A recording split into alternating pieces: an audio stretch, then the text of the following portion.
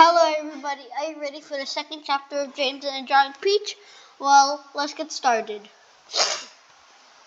Here is James Henry Charter after he had been living with his aunts for 3 whole years, which is when this story really begins. But now, there came a morning when something rather peculiar happened to him. And this thing, which I say was only rather peculiar, soon caused a second thing to happen which was very peculiar, and the very peculiar thing in its own turn caused a really fantastically peculiar thing to occur. It all started on a blazing hot day in the middle of summer. On Spike, and James were all out in the garden. James had been put to work as usual. This time he was chopping wood for the kitchen stove. Aunt Sponge and Aunt Spiker were sitting comfortably in deck chairs nearby, sipping tall glasses of fizzy lemonade, watching him see that he didn't stop work for one moment. Aunt Sponge was enormously fat and very short. She had small picky eyes, a sunken mouth, and one of those white flabby faces that looked exactly as though it had been boiled. She was like a great white soggy overboiled cabbage. Aunt Spiker, on the other hand, was lean, tall, and bony. She wore steel-rimmed spectacles that fixed to the end of her nose with a clip. She had a screeching voice and long, wet, narrow lips, and whenever she got angry or excited, little flecks of spit would come out of her mouth as she talked. And there they sat, these two ghastly hags, sipping their drinks, and every now and again screaming at James to chop faster and faster. They also talked about themselves, each one saying how beautiful she thought she was. Okay.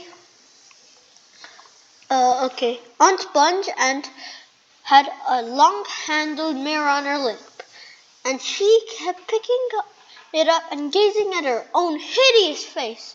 "Her look and smell," Aunt Sponge declared, "as lovely as a rose. Feast your eyes upon my face, observe my shapely nose. Behold my sulky looks, and if I take on both my socks, you'll see my dainty toes. But don't forget, Aunt Spiker cried, how much your tummy shows." Aunt Sponge turned red, and Aunt Spiker said, "My sweet, you cannot win. Behold my gorgeous curvy shape, my teeth, my charming grin. Oh, be to me, and I adore my radiant looks. And please ignore the pimple on my chin." "Oh, old trout," Aunt Sponge cried out, "your only bones and skin such loveliness as I can only truly shine in Hollywood." Aunt Sponge declared, "Oh, wouldn't that be fine? I'll capture all the nation's heart. They'll give me all the leading part. The stars would all resign. I think you'll make," Aunt Spiker said, "a lovely Frankenstein." Poor James was still slaving away at the chopping block. The heat was terrible. He was sweating all over. His arm was aching. The chopper was a large, blunt thing far too heavy for a small boy to use. And as he worked, James began thinking about all the other children in the world and what they might be doing in this moment. Some would be riding tricycles in their gardens. Some would be walking in cool woods and picking up branches of wildflowers. And all the little friends whom he used to know would be down by the east side, playing in wet sand and splashing around in the water. Great tears began oozing out of James' eyes and rolling down his cheeks. He stopped walking and leaned against the chopping block, overwhelmed by his own unhappiness. Oops, what's the matter with you? Spiker screeched, glaring at him from over the top of her steel spectacles. James began to cry. Stop that immediately and get back to your work, you nasty beast! Aunt Sponge ordered. Oh, Auntie Sponge! James cried out. Oh, Auntie Sponge! James cried out. Anna and Spiker, couldn't we all please, just for once, go down the seaside on the bus? It isn't very far, and I feel so hot and awful today. Want to go down to the... Oh, yeah. Why, you nothing, lazy, no good for nothing brute! Beat him! Cried Aunt Sponge. I certainly will. She glared at James, and James looked back at her with large, frightened eyes.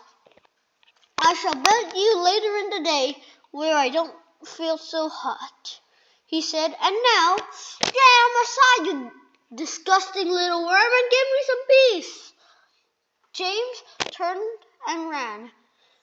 He ran as fast as he could to the far end of the garden and hid his face behind that clump of dirty old laurel bushes that we mentioned earlier on.